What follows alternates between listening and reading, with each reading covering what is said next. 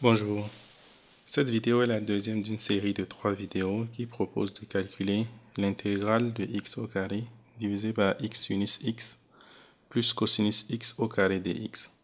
Je vous invite à regarder la première vidéo qui présente une approche quand même assez intuitive si vous ne l'avez pas encore fait. La vidéo d'aujourd'hui cherche à réduire le dénominateur de sorte à ne plus avoir une somme de fonctions, mais plutôt une seule fonction trigonométrique. Pour ce faire, nous allons factoriser le dénominateur par la racine carrée de la somme des carrés des coefficients de sinus et cosinus. C'est-à-dire, x sinus x plus cosinus x est égal à racine carrée de x au carré plus 1, facteur de x divisé par racine carrée de x au carré plus 1 multiplié par sinus x, plus 1 divisé par racine carrée de x au carré plus 1 multiplié par cosinus x. L'idée avec cette approche, c'est de remarquer qu'en fait, les coefficients que nous obtenons peuvent être considérés comme le sinus et le cosinus d'un certain angle phi. Donc si je suppose par exemple que sinus de phi est égal à x divisé par racine carrée de x au carré plus 1 et que cosinus de phi est égal à 1 divisé par racine carrée de x au carré plus 1, alors on a que x sinus x plus cosinus x alors peut s'écrire comme la racine carrée de x au carré plus 1 multiplié par sinus phi sinus x plus cosinus phi cosinus x.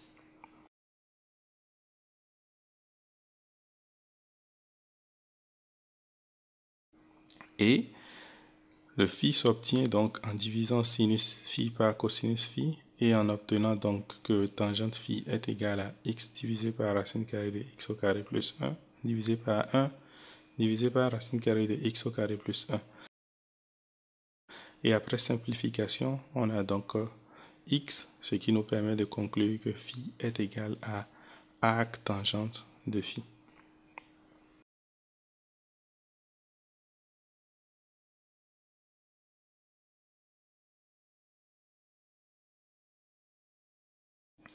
De plus, on rappelle une formule de linéarisation du cosinus. Le cosinus de a moins b est égal au cosinus de a multiplié par le cosinus de b plus le sinus de a multiplié par le sinus de b. Ceci nous permet donc de conclure que sinus de phi multiplié par sinus de x plus cosinus de phi multiplié par cosinus de x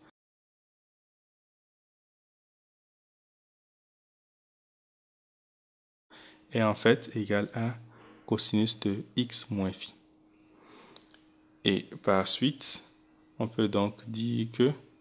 le dénominateur qui était x sinus x plus cosinus x peut être écrit comme racine carrée de x au carré plus 1 multiplié par cosinus de x moins phi. Ce qui est beaucoup plus simple parce que là, on n'a plus une somme de fonctions. Et ensuite, en remplaçant phi par sa valeur, on a comme résultat racine carrée de x au carré plus 1 cosinus de x moins arc tangente de x. Ça semble être une fonction un peu bizarre, mais cela nous permettra de simplifier grandement notre intégrale. En fait, il faut simplement remarquer que l'intégrale de départ peut être écrite comme l'intégrale de x au carré divisé par racine carrée de x au carré plus 1 multiplié par cosinus de x moins arc tangente de x, le tout au carré, dx, ce qui est également égal à l'intégrale de x au carré divisé par x au carré plus 1, le tout multiplié maintenant par 1 divisé par cosinus carré de x moins arc tangente de x dx.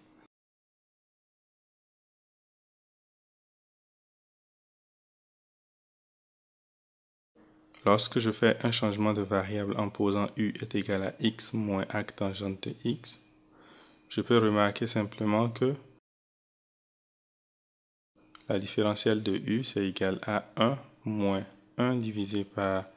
x au carré plus 1, le tout dx, ce qui est bien évidemment x au carré divisé par x au carré plus 1 dx. Et donc, la résolution de notre intégrale est presque terminée. puisqu'on peut constater que l'intégrale de x au carré divisé par x sinus x plus cosinus x au carré dx, c'est en fait l'intégrale de 1 divisé par cosinus carré de x moins arc tangente de x, le tout multiplié par x au carré divisé par x au carré plus 1 dx, comme avant.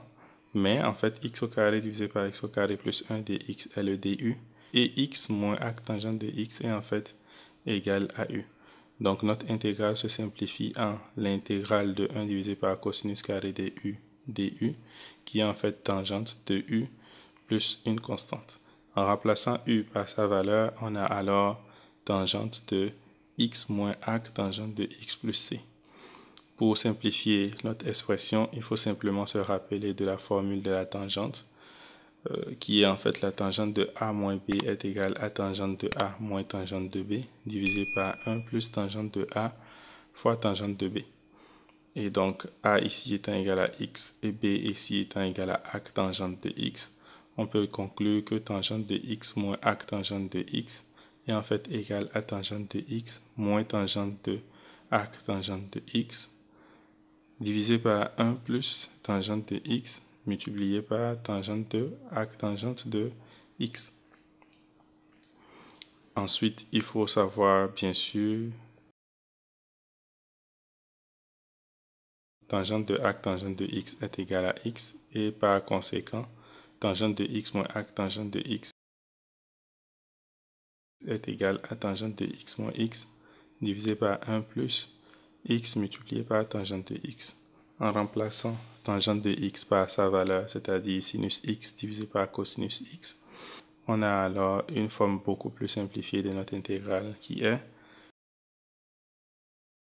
sinus x moins x cosinus x divisé par x sinus x plus cosinus x.